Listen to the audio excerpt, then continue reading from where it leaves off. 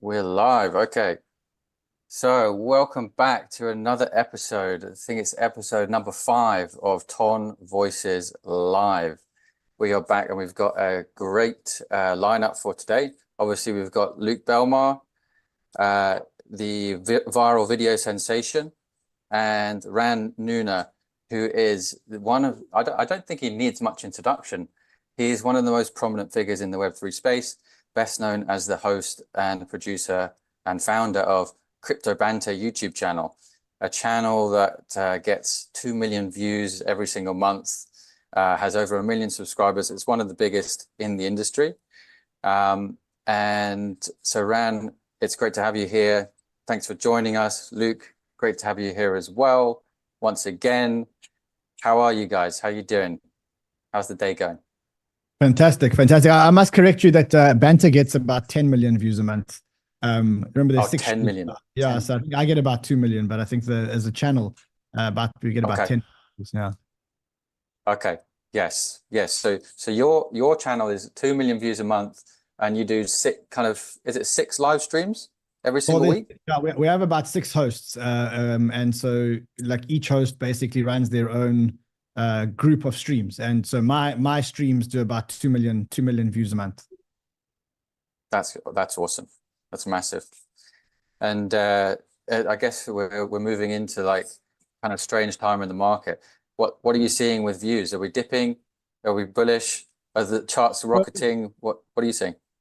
So, like when you look at the charts, you get a higher high. And so, yes, we are at a low. Let's call it that. We're at a low in terms of sentiment. We're at a low in terms of views. But even at the low, if I take the low of where we were in the last bull market, or compare it to lows of the bear market, like I look at it on average views on my show, and I'm like in the pits of the bear market, the average views on my show only on the YouTube stream, so excluding the app and excluding Twitter and whatever else, I was getting about 45 to 50,000 views per show. Today, I'm getting about 70 to 80,000 views per show minimum. And so like we're not in bull market territory, because in bull market territory, we're probably getting like 150, 200,000, sometimes even 300 views per show. And when I say views per show, talking to you in the first 24 hours. So like after the first 24 hours, we don't really monitor them very closely. So I think, yeah, we are not in a great time for sentiment, but the base of viewers for us, which is probably representative of the crypto base, is actually growing, which is great. Definitely. I see your channel as like you've got one of the most crypto native channels for I think in the whole space. People tune in every single day to see you and to see your analysis on what's going on. So I think the attention that you get is probably very representative of how the crypto natives are feeling. Are we feeling good? We're not watching. We're watching Ran's show. If we're not feeling good, maybe we're still watching Ran's show, but we're catching up a little bit later. Yeah, I mean, look, it's a very tough time to make content. When Bitcoin's been moving on a sideways range for 175 days, making daily content and keeping it exciting and interesting is very, very, very hard. I got to be honest, like, I usually watch between 4 and 8 hours of crypto content every single day, and I watch it on 2-speed. So it's like, I watch 4 hours in 2 hours and 8 hours in 4 hours. And now I think my own personal consumption of crypto is down to probably 2 to 3 hours a day, just because there's nothing interesting happening. Like there's really nothing happening. I mean, on the one hand, yeah, go ahead. There is a lot happening over on Tron, which I think we'll get into in a bit. But yeah, generally I agree with you. Bitcoin's just trended sideways. Even Tron has really kind of trended sideways for a few months now. Which is not fun for anyone. There's no price movements, and it's very hard to make content that's going to keep people interested in the absence of price movements. Like, we can talk about the good things that are happening on Ton every single day, but if the price doesn't follow, people don't really care. So as much as people will tell you they're here for the technology, I think everybody knows we're here for the money. And as much as people are going to tell you, oh no, we love this technology and blockchain technology is going to change. Well, that's true. But if we weren't making money out of it, no one would actually be here. And so again, like I say, making content in a market that is stagnant is, I mean, it's a big challenge. I tweeted about the other day. I said I've made 174 days of content about Bitcoin being between 58,000 and 70,000. For 174 days, I've made interesting content. It's like, you know, you're out there grinding. You're grinding right now. I'll tell you a story. Like my brother works with me here, and he said to me the other day, he said, you know, I've realized that your mood in the day is very much correlated to the Bitcoin price. And I said to him, you know, it's actually very funny that you say that, because number one, I know it's true, but number two, I'll give you one thing which is even more haunting. And the thing that's more haunting is I wake up every morning, and the first thing I do before I greet my wife or greet my kids or brush my teeth is I look at the Bitcoin price. I do it in probably the first 5 seconds of waking up. Now, there's two reasons why I'm doing that. One is, usually that gives me my dopamine hit for the day until I get into the ice bath, which I do every day, and that gives me my second dopamine hit. But also because that sets the tone for my day. If I wake up in the morning and there's a big green candle, then it's going to be easy to make content that day. If I wake up and there's a big red candle, it's going to be easy to make content, but then I'm worried about my portfolio. If there's nothing, that's the worst day, because the problem is you got to make content, you got to make magic where nothing exists. And then you got to dig really, really, really, really deep. You know, like today I dug so deep that I've made a full show on the Tron blockchain. You know, you got to be really deep to be making a full show on. But that's what we do. That's next level. Yeah, exactly. Well, it's funny you mentioned that, because we wanted to bring it up on the show. Justin Sun's pivot to meme coins. What is this all about? What's your opinion on it? Maybe Luke as well. I'd love to get your thoughts on this. I'll bring this up. Justin Sun bets on meme coins with Tron-based token generator. What a pivot for him.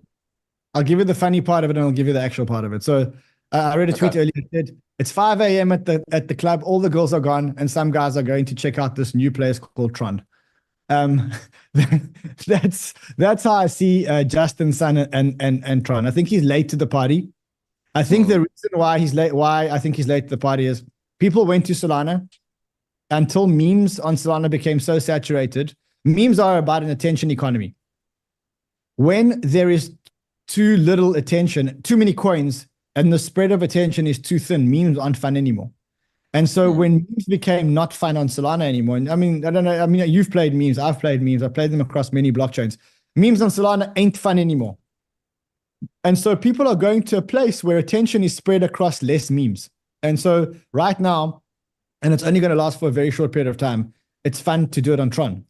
And so, like, to be honest, like what my conclusion was in the show is Justin Sun is a grifter, but I mean a grifter of the good kind. You know, he's like, he's always with the next narrative. He's running around trying to capitalize on everything.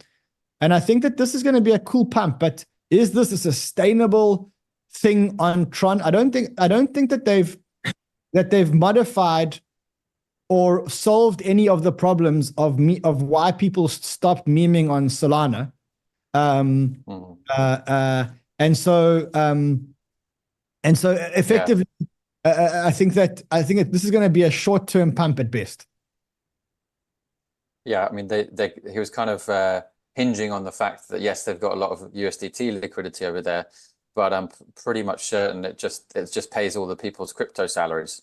Like I think like everyone that works in crypto gets paid in USDT and Tron, and that's all of their salaries all combined, just pinging back and forth every single month. That's how I see it. But he also created this Sun Pump, the pump.fun kind of clone from Solana. And I've been seeing videos of people like literally making meme coins and just rugging within the first like 5 to 10 minutes of starting the meme coin immediately. Like it just makes it that easy to do it. Don't hate the player, hate the game. The whole game's like that. People are ragging on Solana. People are ragging the way that pump.fun is structured. It really does make it easy for everybody to launch meme coins. There's no doubt about that. But the structure allows for rugs.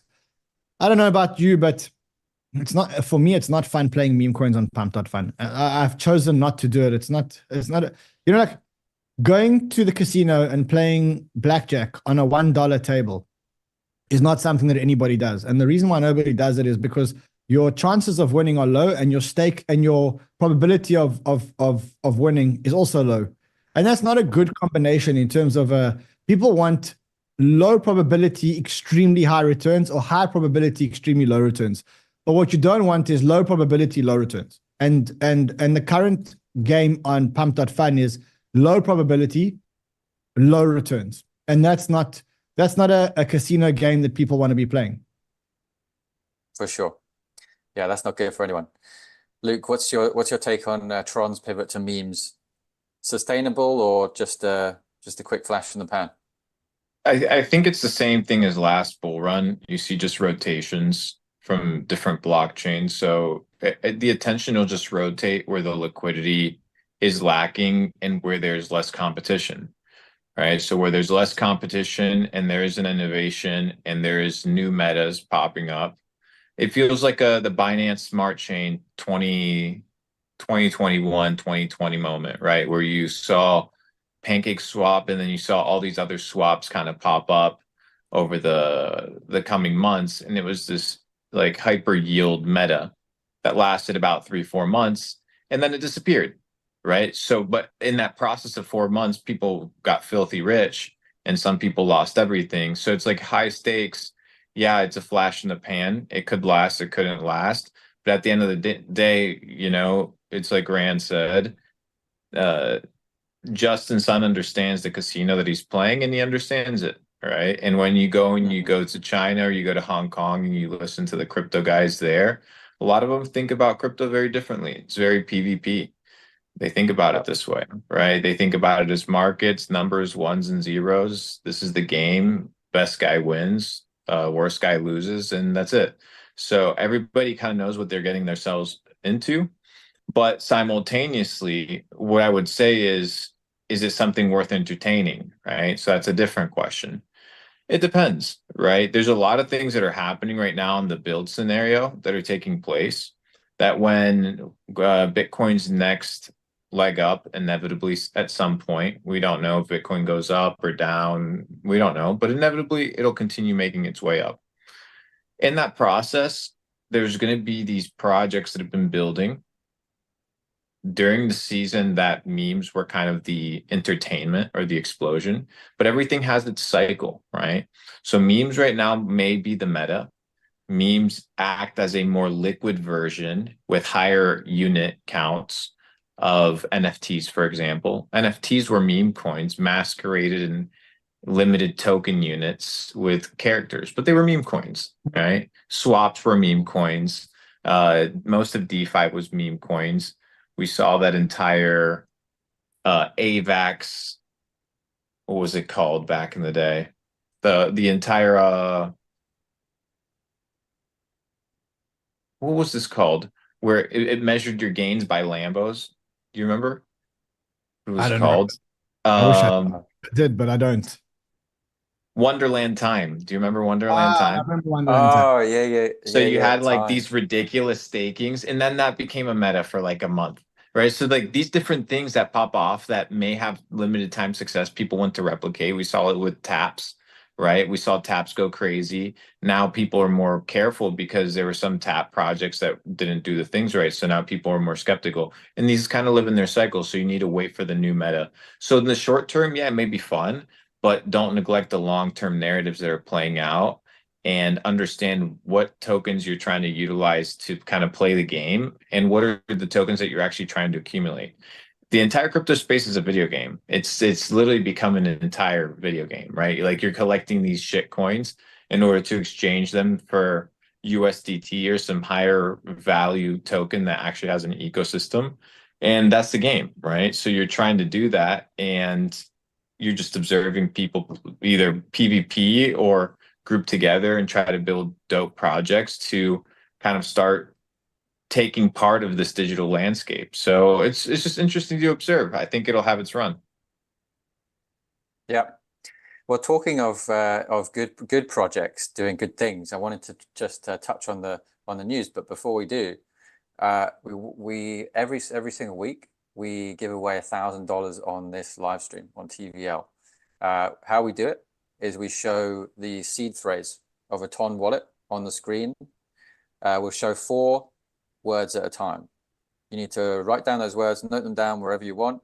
And by the end of the stream, we're going to release all 24 words of the seed phrase. You need to pop them into a Ton wallet, open that Ton wallet up, and transfer the $1,000 in Ton coin that's waiting for you, if you're the first one to do it, out to another wallet. So let's bring up the first 4 words, because we're already 20 minutes in. So let's bring up the first 4 words of the giveaway. And yeah, there we go. Can't actually see it because it's so small on my screen, but hopefully everyone else can see it. Okay, so we're also bringing up the news now. If we can bring up the news, because I want to touch on this piece of news within the Ton ecosystem, which is pretty cool. Well, it's not necessarily straight away in the Ton ecosystem, but Tether is launching a dirham peg stablecoin. This is a piece of news that came out today. Pretty cool shit, because the UAE is actually the second in the world behind the US in terms of money sent overseas. So when you look at remittance corridors, the Dubai to India remittance corridor is huge. The Dubai to Egypt remittance corridor is huge. We're talking billions and billions, like $42 billion, I think, Dubai to India every single year. 8 billion from Dubai to India to Egypt. So this is a massive remittance market. Now, we've always tried to think about Wallet and Telegram as really like a fantastic remittance product, right? You don't really need anything but a Telegram account. You can open up a wallet and you can buy digital dollars in the form of USDT, and you can send them globally to anyone else with a Telegram wallet, just as easy as sending a text message. So we don't know if dirhams is going to come onto Ton, but if it does, we think it might do quite well. What's your thoughts, Ran? I'll go to you first, and then I'll come to you second, Luke. Well, look, I mean, we spoke about Tron earlier, not Ton. We spoke about Tron, and if you look at what Tron's claim to fame is that 40% of all the stable coins in circulation are sitting on the Tron blockchain. So $60 billion out of the total market cap of $160 billion is sitting on the Tron market on the Tron chain. Now, if you think about like the use cases of blockchain up until, what is blockchain? Blockchain is the ability to create, transfer, and create, transfer, and to create and transfer value and trade value at the speed of data. That is what blockchain is. And if you look at the use cases that we've really created, is one is we've created a way to create value, which is a digital store of value. And the next one is the ability to send US dollar or any fiat across the world without having to use the bank. Right now, that's undoubtedly the biggest use case of blockchain, right? So, is this bullish? I mean, I think it's more bullish for Dubai than it is for blockchain. And the reason why I say I think it's more bullish for Dubai is because it's just another one of the UAE. Let's not call it Dubai. It's just another thing that shows how much the UAE is embracing blockchain. There was an announcement by Dubai the other day. I don't know if it was Dubai or UAE, but they allowed for crypto salary and wage payments, and they legalized it. So when you put all of this together, I mean, it's a great use case. It really is a great use case. Moving money from one place to another excites me. It doesn't excite me as much as creating value. So like love the fact that people are using blockchain to move money from point A to point B. I would rather that value be blockchain created value than Web 2 or fiat world created value. But hey, I mean, I'll take any usage is good usage. Any download of wallets is good download of wallets. It's the bridge. Right. It's the bridge to adoption. It's you want to move. Yes, I mean that's the point I want to make as well. It's the bridge to adoption.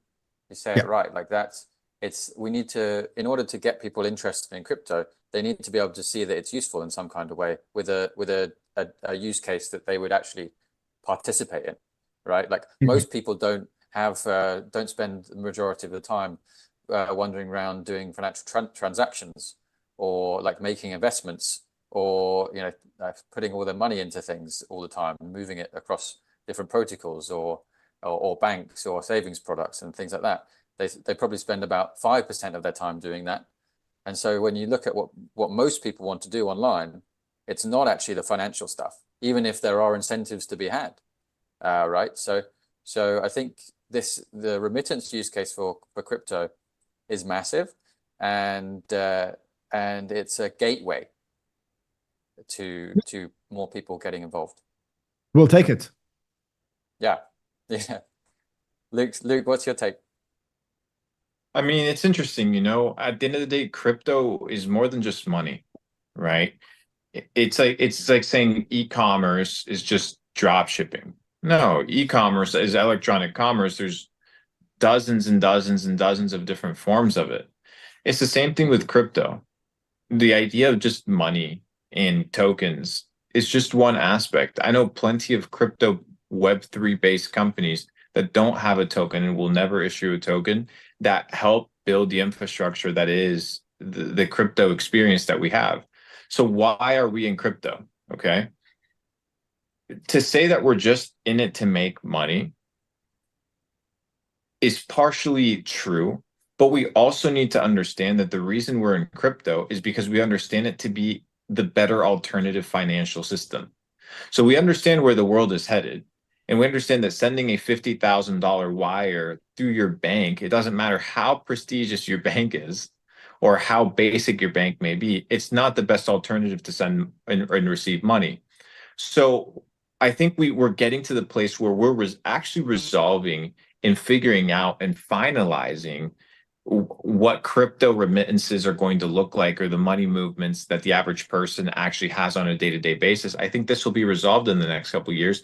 And then we're going to start looking at other problems to solve within crypto, like infrastructure, like AI, like real estate, different things that are extremely important that entail the experience of what? Autonomy when it comes to freedom of speech and freedom of transaction. In order to be a free individual, you need both of these things. You have to have the freedom and the ability to communicate and the ability to transact. And right now, I think we've mastered the ability to transact individually, but we're still dependent on certain systems. So we'll start seeing a lot more crypto projects build hardware and start getting involved in that space and start building alternative systems, because that's what this entire crypto thing is about. It's not just about making money. It's about adopting and choosing a better system to make money, a better system to invest. But it's also foolish to be like, hey, everybody's just going to come and trade meme coins. It's just not going to be the scenario that's actually real for the entirety of the world. Most people are going to continue doing their average thing. So most people's experience in the near future, I believe, will be in some sort of blockchain-based experience. But the question is, who owns the blockchain and who governs it? Right now, for example, if you were to go to Hong Kong, they have something called the flight pass, and it's a tokenization of your biometrics, right? So they don't tell you that, but it's this private company, but it goes onto a blockchain. Right. You can obviously deny it. There's this little very small sticker on the side that says, hey, like, you don't have to do this. It's not required. But if you actually go through it, boom, they take your biometrics, they put them on their private blockchain. I don't know if that's going to mainland China. I don't know if that's staying in Hong Kong. The point is the utilization of blockchain is going to extend beyond just payments or beyond just charts or beyond just trading. So I think that horizon is already taking place. That horizon is shaping. People are utilizing the blockchain. The question is, which one is going to be the one that is adopted as the norm?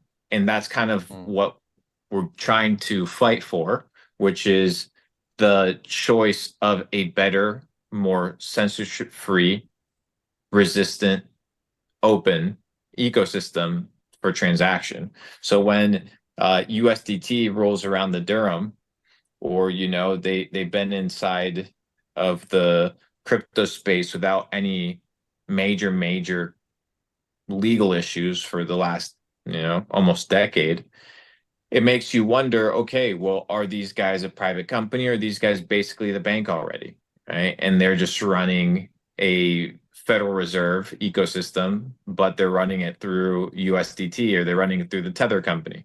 So you don't really know. Think they make more profit than the banks. Of course. Yeah. Well, it's beyond the profits. It's who governs it, right? And at the end of the day, like, once again, even these stable coins, they're centralized. They can be frozen. So basically, they can be frozen without any second warning done. So it's a centralized ecosystem. You can't trust them. So even the idea of decentralized stable coins, that's going to be something that will continue trying to be a narrative over the next couple of years. But people are going to build infrastructure around products, and the tokenization of that infrastructure is what's going to hold value. So we'll see the digitalization of real estate, the digitalization of company stocks.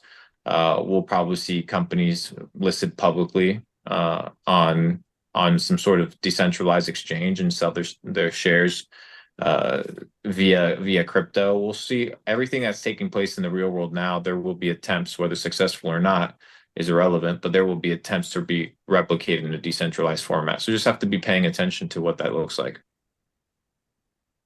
Yeah, and I saw this tweet the other day that kind of spoke to that point as well, that like, isn't it strange that the government spending and all of the ways that they take tax money is not on a transparent public blockchain? Like, is that not strange, right? Not at all. Like, since when do governments do anything that's transparent? I mean, it's true. They don't now, but they should. Oh yeah, of course. I mean, they should, but right. Yeah. Look, I don't know. To be honest, I was thinking about this the other day. I have a severe mistrust of governments, and I have a severe mistrust of the mainstream media. Now, I don't know if that's a recent thing, or if that's only because I've only been paying attention recently. So it's hard for me to say whether this, like. I don't know if governments have become more untrustworthy and mainstream media has become more untrustworthy recently, or whether I've just woken up and started paying attention. That's the big $1 million question. I think it's become more obvious, right? When you see like them trying to push the fact that Biden is not senile constantly, again and again and again and again and again, until the fact like Biden can't even answer a simple question on the debate, and then everything becomes very, very clear. It's like it becomes too obvious now. Most people can see it. So I don't know if it's like they've just got worse at hiding it. Yeah, I don't know. Luke, what do you think? I think every generation starts picking up on old tricks. So every generation begins to realize certain things that previous generations didn't realize. Like, we were not going to go down the entire crazy conspiracy lane, but the fact is, a lot of the things that we've been told over the last couple of years about how life is supposed to work, about who's in charge, about governments, about currency, about 9-to-5s, about pharma, about government, about democracy, about all these things, they've all been everything's been a lie. Right, the entire thing's an entire fabricated construct. So you begin to unravel one thing, and then you go to the next lane, and then you go to the next lane, and then you end up being like, well, I don't want to partake with any of these things. So then you're left with one of two choices: you either revolt or you build your own alternative system. And that's pretty much, I think, the crossroads that we're actually at. I think the crossroads doesn't happen at all times in history. I think there's pivotal points. I think they have to do with technological and political kind of causations that take place. So when technology advances at a very intense pace in a very short span, there tends to be a big shift in government, like governing powers in the world. So, for example, when you look at the introduction of the radio, and you'll see a political shift when the radio was introduced. Then you look at the television when the television was introduced. When you look at gunpowder, when gunpowder was introduced. When you look at the telegram was introduced. When you look at the internet, when the internet was introduced. When you look at the last fiat Federal Reserve 1913 kind of scheme, all these plays what they do is they shift powers. So what we're seeing now is a shift in power. And the thing is, unlike before, now you have a different power that's emerged that used to be cloaked in what would be called royalty, but today it's just called either big governments or big corporations. Big corporations at this point pretty much operate as independent kingdoms. You know, Meta, Facebook, Instagram, Telegram, a lot of these companies, they basically have enough users that are the size of countries, right? So More they than have they have they more have users in any country. yeah, And so they have real governance, right? So they have something that used to not exist. So now you're entering into the equation public and private interest. And what you're seeing is a lot of public and private interests get married. You know, I'll tell you out of stream at a later time, when we meet in Oh, person, about stories Alpha. that I've heard about, you know, like like already the biggest exchanges that you think are exchanges that are so, you know, like transparent and KYC or KYC resistant, they're already run by the feds or launched by the feds. So like people don't understand that even how crypto already wait, operates, it's I want to hear more about this. Hold on, hold on. it'll be for a different Yeah. different time when we don't have people watching. This But is the conspiracy alpha we were about to hear right now. it's not So a where's conspiracy, this? bro. I'll tell you that. I'll tell you that Where's much. this It's not a broadcast? conspiracy. Jack, what platform is broadcasting it? Is it YouTube or Twitter? Where are we broadcasting this?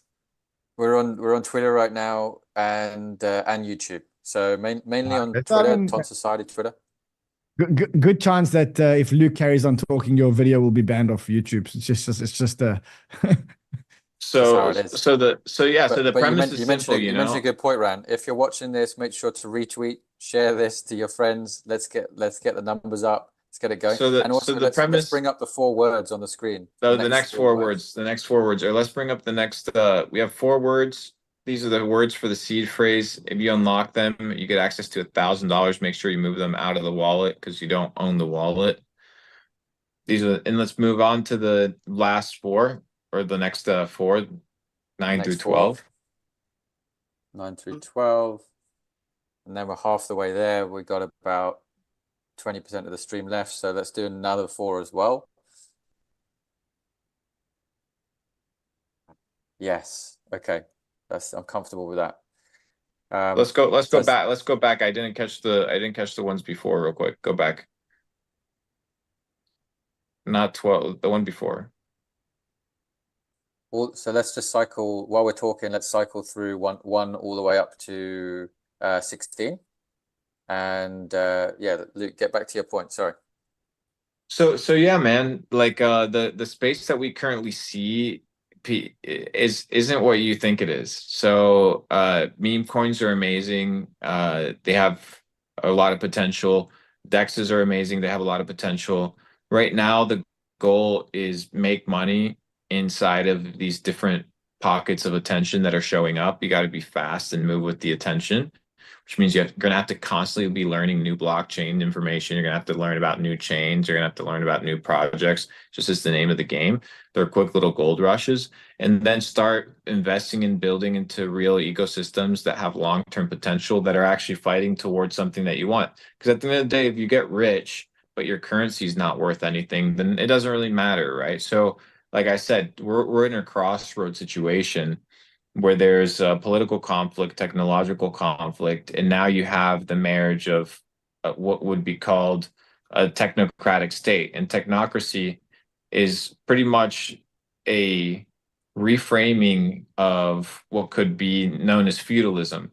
So feudalism, if you're familiar with feudalism, it was a model of living in the Middle Ages whereby the feudal lords, they would have land and they would lend out the land to the peasants, and the peasants would work on the land and they would farm, and they would give 70-80% to the feudal lord, and they would live on the property, but they wouldn't own anything. So they would just work, and they would have a place to eat and a place to sleep and something to eat, and that would be it.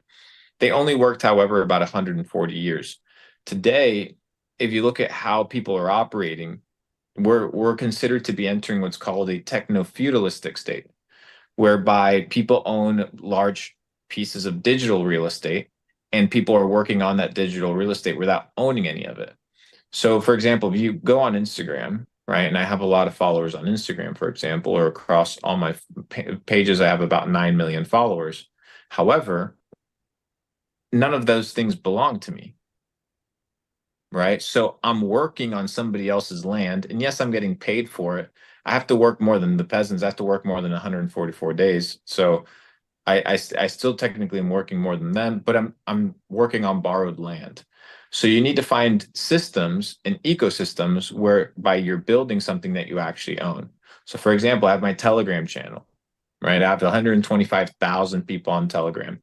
I own my Telegram username, right? I bought the digital collectible. I bought the username online, right? So I went on, I bought the username, and I bought at broadcast, right? So whenever I have my users on there, I don't have to worry about either being blocked by my email service provider or anything. I'm not breaking any terms of service. My account's fine. I own it. So unlike a lot of other places, I don't want to build in the territory that belongs to somebody else. I want to build in something that could belong to me. So it's a combination of getting wealthy, making money, but then also being able to have a sense of ownership of that which you're working hard for. So I think that's where I currently stand. Yeah, no, I love that point, and I always make the point that digital land where people are is kind of the differentiating factor between Ton and other chains. Is like you actually have digital land which you can own, i.e. the Telegram usernames.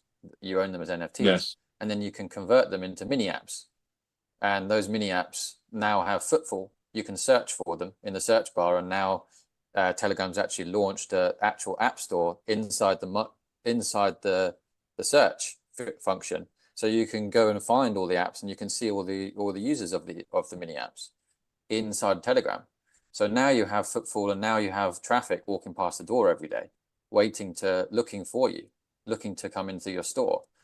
And so now you get into crypto applications that can become much more like fast-moving consumer goods, right?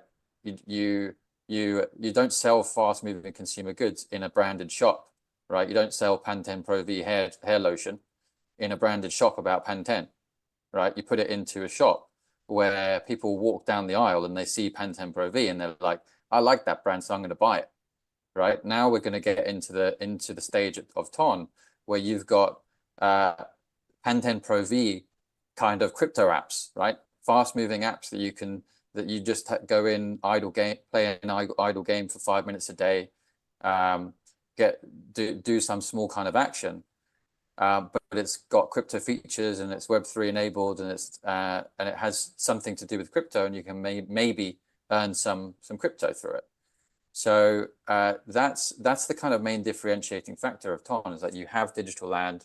People walk past can walk in the door if they want to, and that's why we're seeing so much growth of all of these mini apps on Ton right now. So Ran, you've been talking a lot about Ton in recent weeks, recent months. What do you see as what do you think in your mind is you've had a lot of experience in the markets yourself. What do you see as the main driver of Ton's recent growth? So I'm going to be blunt and say that initially I was very, very, very, very, very early into the original Ton blockchain. I was one of the investors in the ICO in 2016, 17, and obviously we got refunded. Yeah. And then unfortunately, I think I was quite late to the second Ton wave, which is the one that's currently happening. Let me tell you where I'm very, very, very bullish on Ton. So I appreciate that technology is actually not about technology, it's about distribution. And generally, if you look at technological cycles, I mean, if you just look at blockchain technology, there's probably a lot of blockchain technology that's way better than Ethereum, but Ethereum has the biggest network effects, right? It got the earliest distribution amongst developers, and it got the earliest distribution amongst VCs, and therefore it got the most user adopted apps. Then you could say that the second one is Solana. Solana's managed to get probably not the best technology. I would say, I'm not going to compare, but maybe Sui or maybe Aptos could be better than Solana. Who knows from a technological point of view. But Solana has managed to capture a larger market share. And so I think what you need to understand about technology is you don't need to have the best technology. You need to have the best distribution to win. And this is where, Ton wins. And why does Ton win? Because Telegram, because a billion. I don't know the exact numbers, so don't quote me the numbers. But I think that you have to place a bet on distribution when it comes to technology and network effects. Now, if you think about what crypto is network effects, right? What does network effects mean? That every user to a network adds value to the network exponentially. That is what the definition of network effects is. If you think about what Telegram is in the industry that first created the concept of network effects, which was telecommunications. And there's two laws in telecommunications that define network effects. The first one is Metcalfe's law. Metcalfe's law states that every user to a network, in a network, every user to the network adds value to the network exponentially, right? And that, that means that, if only me and you on Telegram, I can call you and you can call me. But if it's me, you, and that means that the maximum number of calls in the network is 2. If it's me, you, and Luke, I can call you, you can call me, you can call Luke, Luke can call you, I can call Luke, Luke can call me. By adding Luke to the network, which is one user, we've increased the number of calls on the network from 1 to 6, which is exponential. So you take an exponential technology, which is Telegram, and you add a layer of, you take an exponential, you add a network, you take a network app. Sorry, let me go one step back. There's another law that governs networks, and the other law that governs networks is Albert Barabasti's law, which says, in the absence of government intervention or outside forces, users will flock to the busiest nodes. When you combine, and that means that if we land in a country and there's Telegram and there's some other local app, chances are we'll go to Telegram because that's where the most users are. When you combine those two, you get what's called network effects. When you have network effects, the thing about network effects is they can never, ever be stopped. So any platform that has network effects, Uber, Telegram, WhatsApp, YouTube, those platforms cannot be stopped ever, barring 3 scenarios. 1, government intervention. So if government says no YouTube in China, then therefore no network effects in China. 2, technological breakdown for a long period of time, beyond repair. So if Telegram breaks down and they can't get their shit together for 2 months, then people will migrate to another platform, and it could be WhatsApp and it could be something else. The third one is if somebody launches a 10 times better technology, so not 10% better, but 10 times better, and even that only has a 1% chance of penetration into the market. So what I'm trying to say to you is, in order to penetrate, once you have a company with network effects, it's almost impossible to stop them. Telegram as a company, as an app, has network effects, and they've added a blockchain, so they're going to get double network effects. Now, as far as I'm aware, in technology, there's never been a network effect on top of a network effect. So from a pure scientific mathematical point of view, if this thing succeeds and you've got a network on top of a network, then it could be the most powerful force in blockchain just on that. Okay, so a lot of people don't understand like how hard it is to become a network. You can never compete with a network.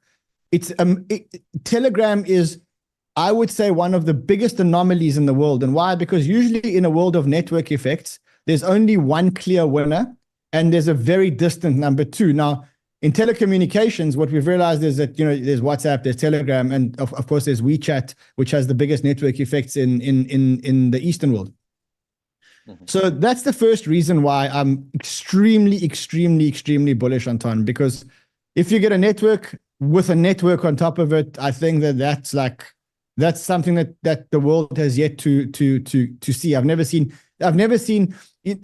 The only thing that you can maybe compare it to is a centralized exchange on top of blockchains, And the problem with that is that the centralized exchange is centralized and the blockchain is decentralized on top of a centralized network. Right. Okay, that's the first reason why. Yes. Yeah, so that's base in Coinbase, right? Yes. But now I want us to give you the second reason why I like Ton, which is like, so that's like the first reason why I'm like all in. You know this. You know this because I've put it as one of my top 10 my top 10 coins for the entire cycle. The second reason why I'm so bullish on it, and I'm not saying this because I'm on a Ton stream or whatever. I mean, you can go and watch my shows and you'll see that I've said this pretty publicly. I think that the next billion people are coming to blockchain as a result of gaming. And that's a cliche that everybody uses in blockchain.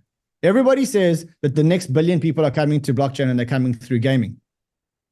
But then you look at the crypto gaming applications that are built. And what are they? They are just Web 2 games with a very small Web 3 component. So it's a battle royale game, but you can actually own the skin in the form of an NFT, or you can own the island in the form of an NFT, or you can own the gun in the form of an NFT. And that is what people are calling blockchain gaming. That's not blockchain gaming. That's Web 2 gaming with 10% Web 3.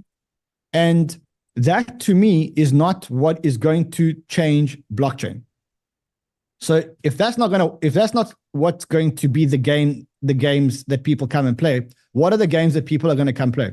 Again, let's go back to basics. What are the basics? The basics are that blockchains are about creating value where it didn't exist, being able to send the value at the speed of data, and being able to trade the value. That is what a blockchain is for. The games that blockchain needs to create and play are not Web 2 games with a Web 3 component, but they need to create Web 3 games. Now let's look at Hamster Combat, let's look at Notcoin, and let's look at all the other coins. Those games wouldn't have been fun in Web 2, right? They're not Web 2 games. And the reason why they're not really Web 2 games is because we tapped to create value. The value that we created by the tapping was a value that never existed before. It was created after because we tapped. So it's proof of, you can call it proof of work, not proof of work in the real scheme of things, but because we did something, we created a value that didn't actually exist. We were rewarded for tapping with a value that never really existed. Then we could send the value and we could trade the value. That to me is the ultimate phase one of blockchain gaming. Now, where was that pioneered? That was pioneered on Ton. Why was that pioneered on Ton? Because the most logical place to tap was your phone, and no one else had distribution onto a phone. And so when you combine thesis 1 and thesis 2 together, like, honestly, I think that it would be negligent not to have a bet on Ton. Now, is Ton going to do 1,000x or 100x? I don't know. And, what I do know is that your risk reward in terms of putting a bet on this blockchain is extremely skewed in your favor. And that's why I think that, like, you asked me, why am I bullish? I'm not bullish about the news, because news is like, it's news today and it's great, and tomorrow there'll be news and there'll be I'm looking at very deep fundamentals here. And when I look at deep fundamentals, this ticks all the boxes for me. And that's why I'm bullish. I'm bullish on Ton. Very, very nice and well thought out analysis. I like it a lot. So it's the network effects plus the added gaming and the actual realization of Web3 gaming on Ton, and how that's proven with Notcoin. It's actually, we've just had another piece of news, which I know you said you're not interested in the news, but Dogs is the second Ton project. It's going to launch on Binance Launch Pool in this week, I think in the next couple of days. And so they are the second project on Ton to get Binance Launch Pool listed on Binance after Notcoin. So very excited to see where Dogs goes. Lots of excitement around Dogs at the moment because they're thinking, it could be the next one. But yeah, it's incredible to see that just tapping on a screen, these Web3 games are creating value literally out of thin air. Like Notcoin became $1 billion token out of thin air, and it was just because of the community that played the game, right? The It's ability to crazy. create value where it didn't exist, and then to trade, to send and trade that value is why blockchain was created. Go back to the roots. Just go back to the roots. Forget about all the noise. Forget about all the hype. Just go back to what is a blockchain. The ability to create value where it didn't actually exist, and then the ability to send it and trade it. That's it. I've always kind of thought of like ownership as like a key aspect of like blockchain. Like it allows you to own something which you couldn't own before. Like you can own a digital asset. You couldn't do that before. Like I own my shoes, I can sell them. It's a physical asset, right? Create and send. And then the holder is the person that owns it. So I mean, as long as you can create and send, that's great. So I guess you've been playing some of the games then on Tron, Ran. So I'm a very nervous person, as you can, not a nervous person, but I fidget a lot. I don't know if you can see, but in my hand I carry. So like these tap games for me are like A grade. I sit in fucking meetings and I'm like, it's quite rude, but it is what it is. You know what I mean? Okay. So which games are you tapping, or which games are you playing right now? So I must say that I only did two. I did the original one, which I think you probably saw on the show, which was I think Notcoin. Yes. You know, the thing with Notcoin is like I felt like hard done by, because people like in the office were buying tapping devices from China, and they had like they were spending a lot more money. They had these like tap. So there's no ways I could win. There was no ways I could get to where I wanted to get to, because these guys were just ordering shit from China. They were running 3 phones with these machines tapping on them all day long. So I was a bit outdone. And obviously Hamster. So Hamster was another one. I mean, again, like, because I'm so busy making time, I don't have much time to explore hundreds and hundreds and hundreds of games. If people bring them to my attention, I'll typically look at them. But those are the only 2 that I've actually really played, to be honest. Okay. I mean, look, we got involved in a company that's building. It's a crypto company called, I think it's called Rabbit. I think it was called, and they build games on Telegram, but it's not that kind of game. It's not tap games and stuff like that. To me, the most exciting, and I know it's so stupid, like to hear someone say this. It must sound so stupid. Like, are you really excited about a game where people are tapping? Like, is that what's exciting you? Like, of all the games, I'm like, yeah, that's the game that's most exciting me. Why? It is the only game that created value out of something that didn't exist before. So we're creating value out of thin air. Memes are creating value out of thin air, out of attention. And that's... Well, people misunderstand the whole tap to earn thing. It's not about the tapping. The tapping is just it's the kind of phase of launch, right? After the tapping is done, like Notcoin's pivoted to a new model. The model seems to be working okay. The community is still involved in Notcoin, still highly active, still growing. So the tap to earn is just a phase to launch the token and distribute it widely to a very, very wide set of hands, right? And yes, that means that when initially there is a kind of drop in price when everyone sells, when this value is created out of nothing, but then that supply gets moved to other holders that are more in it for the longer term. Yes. So what I'm really excited to see is like not just games that use this as a launch mechanism, but actually more high utility projects that are going to flip the community into more high utility activities. Like for instance, Blum is one of them. Blum is a crypto exchange that hasn't launched yet, but they've started off with a tap to earn phase. So they've had, I think, about 50 million players tapping away over the last few months, and then after the tap to earn phase is done, they've made no secrets about it. There's a whole product plan about launching a full decentralized crypto exchange inside of Telegram. Of course. So this could be one of the largest crypto exchanges out there, even in terms of centralized exchanges, because of the amount of users that they've managed to already inspire and already bring into the community and get them excited about the product. before it's even launched. So I think this is the model which I'm more excited about than just only the gaming. Although I'm very excited about the gaming, I'm also excited about projects that can really figure out, like, let's have a launch phase in Telegram and Ton, where we're mining and we're bringing in users into our community, and then let's launch an amazing product that's one of the best in the market on Ton. That's the next stage of this, I think, and Tap to Earn is just the phase to get us there. It shows everyone how it's done. Agree. Create. Yeah. I mean, you're preaching to the converted. Guys, I don't mean to be rude, but I have a TV interview which started about a minute ago. And I have to jump off and join a live TV stream. I hope that's okay with you guys. It was no great. worries. It was great. I just I've got a back-to-back here, so apologies, but I do have to leave. Okay, no worries. See you soon. Great to have you on. We'll wrap it up here. Been amazing. Thank you, guys. Cheers, Ran. Ciao, ciao. Okay, so alrighty, it's you and me. It's me and you, Luke. So let's get up some words on the screen, and let's finish this off here.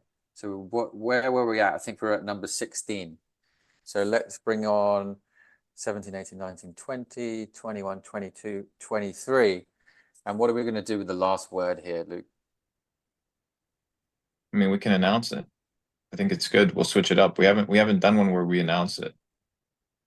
Okay, on stream. We'll just do it easy on the stream for everyone to go and grab.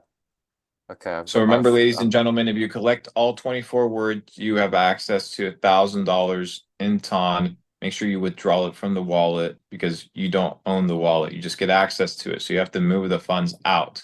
But it's been a good TVL. I've enjoyed the concept of building two networks, the power of two network states that individually kind of coexist.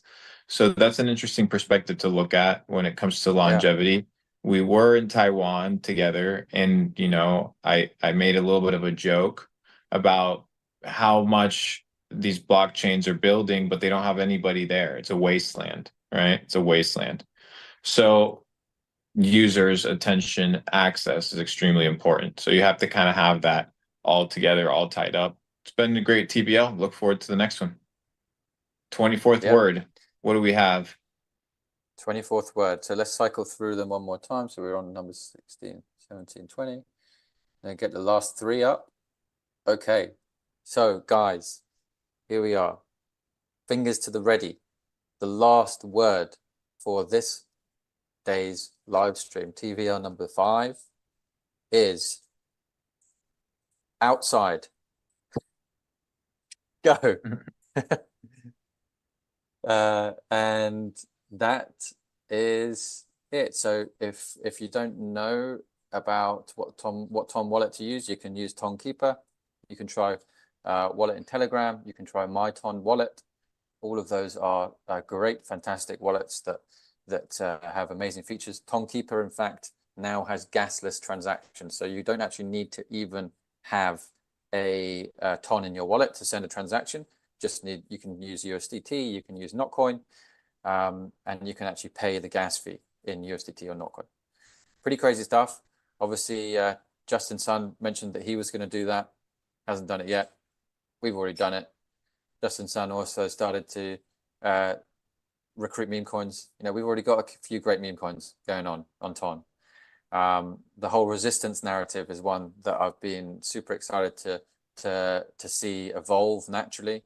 The reason being is that really Pavel Durov for me exemplifies what the resistance is. Like, you look at him, this man is on a level of, like, he's dedicated his life to freedom. He's dedicated his life to building an application that enables freedom of speech.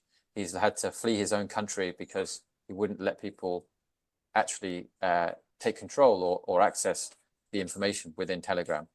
So that's someone I want to get. I want to support. That exemplifies for me the resistance, right? You want to be on a platform that's going to resist the authority, right? Rand said in that call, what was the 3 things that can stop the network effect? government intervention, right? Well, if you're on a platform which is already known to resist government intervention, you can be pretty sure that government intervention is not going to stop what we're doing here. So, yeah, the resistance is a big, massive narrative to get involved with on Ton. Super excited to see where those memes go. And last word was outside. Luke, any closing comments? Any thoughts? How was your trip back from Taiwan? Trip was great. I think you're chopped up there, but trip was great. Had a good time at the Asia Blockchain Summit. It was good seeing you there. Ton pretty much took over on the entire booth section, so it was pretty cool. But besides that, looking forward to our next session and look forward to seeing everybody here in our next TVL. All right, let's wrap it up. Thank you, guys. Thanks for tuning in. Appreciate it. And we will see you next week for TVL number 6.